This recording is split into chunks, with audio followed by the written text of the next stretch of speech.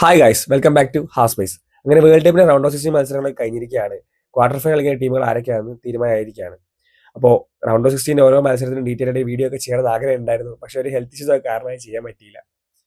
അപ്പം round of 16 first മത്സരത്തെ പറ്റി പറയുകയാണെങ്കിൽ കാനഡ വേഴ്സസ് മൊറോക്കോ. കാനഡ നല്ല രീതിയിൽ തന്നെ ഫസ്റ്റ് ഹാഫ് കളിക്കുന്നുണ്ട്. പക്ഷേ ഇങ്ങനെ സെക്കൻഡ് ഹാഫിൽ മൊറോക്കോ കംപ്ലീറ്റ് ഡൊമിനൻസ് കാഴ്ചവെച്ചുകൊണ്ട് 3-0 എന്ന സ്കോർ ലൈനിൽ മൊറോക്കോ കളി ജയിക്കുകയാണ്. രണ്ടാമത്തെ മാച്ചിനെ പറ്റി പറയുകയാണെങ്കിൽ ഫ്രാൻസ് വേഴ്സസ് പരഗ്വയാണ്. 1-0 എന്ന സ്കോർ ലൈനാണ് ഫ്രാൻസ് കളി അയക്കുന്നത്. എംബാപ്പയാണ് പെനാൽറ്റി സ്കോർ ചെയ്തുകൊണ്ട് ഫ്രാൻസിനെ വിജയിപ്പിക്കുന്നത്. അപ്പോൾ ആ കളിനെ പറ്റി പറയുകയാണെങ്കിൽ ഞാൻ ഈ വേൾഡ് കപ്പിൽ കണ്ടതിൽ ഏറ്റവും റഫായിട്ടുള്ള കളി ഈ മാച്ചായിരുന്നു. പരഗൻ പ്ലേയേഴ്സ് നല്ല രീതിയിൽ തന്നെ ഫിസിക്കലായിട്ട് ഫ്രാൻസിനെ അപ്രോച്ച് ചെയ്യുന്നുണ്ട്. അതേപോലെ തന്നെ നല്ല രീതിയിൽ തന്നെ അലമ്പുണ്ടാക്കാൻ, അതേപോലെ ഒരു വെറുപ്പിച്ച് കളിപ്പിക്കാൻ വേണ്ടിയിട്ട് പരഗയ്ക്ക് പറ്റുന്നുണ്ട്. അപ്പോൾ നല്ല രീതിയിൽ തന്നെ ഫ്രസ്ട്രേറ്റ് ചെയ്യിപ്പിക്കാൻ വേണ്ടി പരഗൻ പ്ലേയേഴ്സിന് പറ്റുന്നുണ്ട്. പക്ഷേ ഇവഞ്ച്വലി 1-0 എന്ന സ്കോർ ലൈനിൽ ഫ്രാൻസ് ജയിക്കുകയാണ്. അപ്പോൾ കളിൻ്റെ അവസാനമൊക്കെ ആകുമ്പോഴേക്ക് എംബാപ്പയും ബാക്കി ഫ്രാൻസ് പ്ലേയേഴ്സും ഒക്കെ തിരിച്ച് ഇതേപോലെ തന്നെ പരഗയെ ട്രീറ്റ് ചെയ്യുന്നുണ്ട്. റൗണ്ട് ഓഫ് 16 മൂന്നാമത്തെ മാച്ച് എന്ന് പറഞ്ഞാൽ ബ്രസീൽ വേഴ്സസ് നോർവേ ആണ്. 2-1 എന്ന സ്കോർ ലൈനിലാണ് ആ കളി നോർവേ ജയിക്കുന്നത്. അപ്പോൾ കളിനെ പറ്റി പറയുകയാണെങ്കിൽ ഫസ്റ്റ് ഹാഫിൽ തന്നെ ബ്രസീലിന് ഒരു പെനാൽറ്റി കിട്ടുന്നുണ്ട്. ബ്രൂണോ ഗോമസ് ആ പെനാൽറ്റി എടുക്കുകയാണ്. പക്ഷേ നീലൻ്റെ ആ പെനാൽറ്റി സേവ് ചെയ്യുകയാണ്. അപ്പോൾ ഈ സമയത്ത് ബ്രസീലിൽ നെയ്മറോ അല്ലെങ്കിൽ റഫീഞ്ഞോ ഉണ്ടായിരുന്നെങ്കിൽ രണ്ടുപേരും ഉണ്ടായിരുന്നെങ്കിൽ ആരെങ്കിലും ഒരാൾ ഇത് കൺവേർട്ട് ചെയ്ത് ബ്രസീലിന് ഒരു ഒന്നും കൊടുക്കുമായിരുന്നു. അപ്പം നീലനെ പറ്റി പറയുകയാണെങ്കിൽ കളിയിലുടനീളം നീലൻ നല്ല രീതിയിൽ സേവുകൾ ചെയ്യുന്നുണ്ട്. ഒരു man of the match performance കാഴ്ചവെക്കാൻ വേണ്ടി നീലന് പറ്റുന്നുണ്ട്. സെക്കൻഡ് ഹാഫ് ആയപ്പോഴേക്കും നോർവേ 2 ഗോളുകൾ സ്കോർ ചെയ്യുന്നുണ്ട്. അപ്പോൾ ഹാലൻഡാണ് ഫസ്റ്റ് ഗോൾ സ്കോർ ചെയ്യുന്നത്. അതൊരു അടിപൊളി ഹെഡറിലൂടെയാണ് ഹാലൻഡ് സ്കോർ ചെയ്യുന്നത്. രണ്ടാമത്തെ ഗോൾ പറയുകയാണെങ്കിൽ ബോക്സിൻ്റെ പുറത്ത് ഇപ്പോൾ ആരും വിചാരിക്കാത്തൊരു സമയത്ത് എടുത്തൊരു ഷോട്ട് ഗോളായിക്കൊണ്ട് അങ്ങനെ ഹാലൻഡ് ലീഡ് കൂട്ടുകയാണ്. ബ്രസീലിൻ്റെ മറുപടി ഗോൾ അടിച്ചത് നെയ്മറാണ്. ഇഞ്ചുറി ടൈമിലാണ് നെയ്മർ പെനാൽറ്റി സ്കോർ ചെയ്തിട്ട് അങ്ങനെ ബ്രസീലിന് ഒരു ആശ്വാസ ഗോൾ നൽകുന്നത്. അടുത്ത മാച്ച് വരുന്നത് ഇംഗ്ലണ്ട് വേഴ്സസ് മെക്സിക്കോ ആണ്. അപ്പോൾ ആ കളിക്ക് കാണാൻ പറ്റിയിട്ടില്ല. അപ്പോൾ അത് ഭയങ്കര ഒരു മിസ്സായിട്ട് ഞാൻ ഇപ്പോഴും കാണുന്നുണ്ട്. 3-2 എന്ന സ്കോർ ലൈനിലാണ് ഇംഗ്ലണ്ട് ആ കളി ജയിക്കുന്നത്.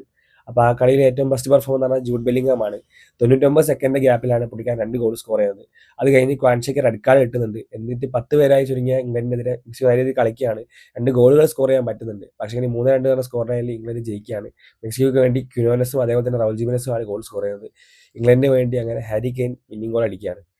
അടുത്ത കളിനെ പറ്റി പറയുകയാണെങ്കിൽ പോർച്ചുഗൽ വേഴ്സസ് സ്പെയിൻ ആണ്. 1-0 എന്ന് പറഞ്ഞ സ്കോർ ലൈനിലാണ് ആ കളി സ്പെയിൻ ജയിക്കുന്നത്. അങ്ങനെ സ്പെയിൻ റൗണ്ട് ഓഫ് 16 അഡ്വാൻസ് ചെയ്തിരിക്കുകയാണ്. അപ്പോൾ കളിനെ പറ്റി പറയുകയാണെങ്കിൽ ഫസ്റ്റ് ഹാഫിൽ 2 ടീം നേരത്തെ അറ്റാക്ക് ചെയ്ത് കളിക്കുന്നുണ്ട്.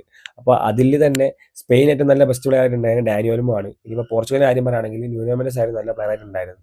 അപ്പോൾ സെക്കൻഡ് ഹാഫിൽ അങ്ങനെ 2 ടീമും ഇതേപോലെ തന്നെ നല്ല രീതിയിൽ കളിക്കുകയാണ്. പക്ഷേങ്കിൽ സ്പെയിൻ 90+1 ഗോൾ സ്കോർ ചെയ്തുകൊണ്ട് കളി ജയിക്കുകയാണ്.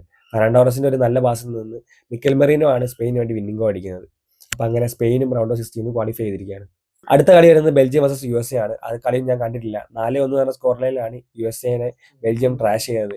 അപ്പം ടൂർണമെന്റ് തുടങ്ങുന്ന സമയത്ത് ബെൽജിയം അത്ര നല്ല രീതിക്ക് ഒരു കണ്ടൻഡർ ആയിട്ടില്ല, സ്ട്രോങ് കണ്ടൻഡർ ആയിട്ട് മാറുന്നില്ല. ഗ്രൂപ്പ് സ്റ്റേജിന്റെ കാര്യം തന്നെ നോക്കുകയാണെങ്കിൽ ഭയങ്കര ടഫായിട്ടാണ് അവർക്ക് ഉണ്ടായിരുന്നത്. പക്ഷേ ഇപ്പം ബെൽജിയം നല്ലൊരു സ്ട്രോങ് കണ്ടൻഡർ ആയിട്ട് തന്നെ മാറുകയാണ്. മുമ്പോട്ടുള്ള അവരുടെ ഫിക്സ് ചെയ്യുന്ന മുമ്പോട്ടുള്ള കളികളെ നല്ല രീതിക്കാണ് നോക്കിക്കാണുന്നത്. അടുത്ത മാച്ച് വരുന്നത് അർജന്റീന വേഴ്സസ് ഈജിപ്ത് ആണ്. 3-2 എന്ന സ്കോർ ലൈനിലാണ് ആ കളി അവസാനിക്കുന്നത്. അപ്പോൾ 2 ഗോളിന് ബാക്കിൽ നിന്നതിന് ശേഷം 3 ഗോൾ സ്കോർ ചെയ്തുകൊണ്ടാണ് അർജന്റീന അങ്ങനെ കളി ജയിക്കുന്നത്. അപ്പോൾ അർജന്റീനയുടെ കാര്യം പറയുകയാണെങ്കിൽ എൻ്റെ ടീമാണ്. അപ്പം പക്ഷേ നല്ലൊരു സാറ്റിസ്ഫൈങ് ആയിട്ടല്ല എങ്കിൽ ഫസ്റ്റ് ഹാഫിലും അതേപോലെ തന്നെ കളീൻ്റെ ഒരു മുക്കാൽ ഭാഗത്തോളം എനിക്ക് ഉണ്ടായിരുന്നത്. അപ്പോൾ മെസ്സിൻ്റെ കാര്യം പറയുകയാണെങ്കിൽ മെസ്സി കുറേ പ്രാവശ്യം ഡിസ്പോസ് ആവുന്നത് കണ്ടു. അതേപോലെ നല്ല രീതിക്ക് തന്നെ ഒരു ചാൻസ് ക്രിയേറ്റ് ചെയ്യാൻ മെസ്സിക്ക് ബുദ്ധിമുട്ടാവുന്നത് നമ്മൾ കണ്ടു. ഒരു പെനാൽറ്റി മിസ് ചെയ്യുന്നത് നമ്മൾ കണ്ടു. അപ്പം ഒരു വേൾഡ് ചാമ്പ്യൻ കളിക്കുന്ന രീതി അപ്പം കളീൻ്റെ ലാസ്റ്റ് ആയപ്പം കാണിച്ചു തന്നു. അപ്പം കംബാക്ക് അടിച്ച് കാണിച്ചു തന്നു. പക്ഷേ ഇങ്ങനെയൊന്നും കളിച്ചാൽ പോരാ. ഇനിയും ഈ ടീമിൽ നിന്ന് ഇമ്പ്രൂവ് ആവണം, നല്ല രീതിയിൽ കളിക്കണമെന്നാണ് എൻ്റെ ആഗ്രഹം. അപ്പം സ്വിറ്റ്സർലാൻഡ് അടുത്ത കളി ജയിച്ചിട്ടുണ്ട്. അപ്പോൾ സ്വിറ്റ്സർലാൻഡിനോടാണ് അടുത്ത റൗണ്ടിൽ മാച്ച് ചെയ്യുന്നത്. ഈജിപ്ത് ടീമിനെ പറ്റി പറയുകയാണെങ്കിൽ അർജന്റീന നല്ല രീതിയിൽ തന്നെ വിറപ്പിക്കാൻ വേണ്ടി അവർക്ക് പറ്റിയിട്ടുണ്ട്. 2022 ഞാൻ വേൾഡ് കപ്പ് കാണുന്ന സമയത്ത് നെതർലാൻഡ്സും അതേപോലെ തന്നെ ഓസ്ട്രേലിയക്കും ഇങ്ങനെ തന്നെ പണി കൊടുത്തിട്ടാണ് അർജന്റീനയ്ക്ക്. അപ്പോൾ ഈജിപ്ത് പ്ലേയേഴ്സിനെ പറ്റി പറയുകയാണെങ്കിൽ ഹസീം ഹസൻ പുള്ളിക്കാരൻ നല്ല രീതിക്കാണ് കളിച്ചത്. അപ്പോൾ കോൺസ്റ്റന്റ്ലി ത്രെട്ടുണ്ടാക്കാൻ വേണ്ടിയിട്ട് പറ്റുന്നുണ്ട്. പുള്ളിക്കാരൻ്റെ ഒരു കിടിലൻ എഫേർട്ടിലൂടെ ഒരു ഗോൾ അടിക്കുന്നുണ്ട് ഈജിപ്ത്. പക്ഷേങ്കിൽ അത് ബിൽഡപ്പിലുണ്ടായ ഫൗളിനെ തുടർന്ന് ഓവർറോൾ ചെയ്യാണ്. അതേപോലെ തന്നെ സീക്കോ എന്ന് പറഞ്ഞ പ്ലെയറും നല്ല രീതിക്ക് കളിക്കുന്നുണ്ട്. സലയ്ക്കും ഒരു നല്ല ഗെയിം ഉണ്ടായിരുന്നു. അതേപോലെ ഈജിപ്തിന്റെ ഗോളി നല്ല രീതിക്ക് തന്നെ പെർഫോം ചെയ്യുന്നുണ്ട്. അപ്പോൾ റൗണ്ട് ഓഫ് 16 ലാസ്റ്റ് മത്സരം സ്വിറ്റ്സർലൻഡ് വേഴ്സസ് കൊളംബിയ ആണ്. അപ്പോൾ ഈ മാച്ച് ഞാൻ കൊളംബിയ ജയിക്കുമെന്നാണ് വിചാരിച്ചത്. അങ്ങനെ കൊളംബിയ വേഴ്സസ് അർജന്റീന എന്ന് പറഞ്ഞൊരു ക്വാർട്ടർ ഫൈനൽ മാച്ച് കാണാൻ പറ്റുന്നതാണ് ഞാൻ വിചാരിച്ചത്. പക്ഷേ റെഗുലർ ടൈം കഴിഞ്ഞപ്പോഴും എക്സ്ട്രാ ടൈം കഴിഞ്ഞപ്പോഴും 0-0 എന്നാണ് സ്കോർ ഉണ്ടായത്. അങ്ങനെ പെനാൽറ്റി ഷൂട്ടൗട്ടിൽ ജയിച്ചുകൊണ്ട് സ്വിറ്റ്സർലൻഡ് അങ്ങനെ അഡ്വാൻസ് ചെയ്തിരിക്കുകയാണ് ക്വാർട്ടർ ഫൈനലിലേക്ക്. ഈ വേൾഡ് കപ്പ് നമുക്ക് ഒരുപാട് നല്ല മൊമെന്റ്സ് തന്നിട്ടുണ്ട്. പക്ഷേ അതേപോലെ തന്നെ ഒരുപാട് ഇമോഷണൽ ആയിട്ട് മൊമെന്റ്സും തന്നിട്ടുണ്ട്. അപ്പോൾ ഒരു മൊമെന്റ്സിനെ പറ്റി പറയുകയാണെങ്കിൽ നെയ്മർ ബ്രസീലിയൻ നാഷണൽ ടീമിൽ നിന്ന് വിരമിക്കൽ പ്രഖ്യാപിച്ചിരിക്കുകയാണ്. അതേപോലെ റൊണാൾഡോൻ്റെ ലാസ്റ്റ് വേൾഡ് കപ്പ് ആയിരിക്കും ഈ വേൾഡ് കപ്പ് എന്നുള്ളത് നമുക്ക് അറിയുന്ന കാര്യമാണ്.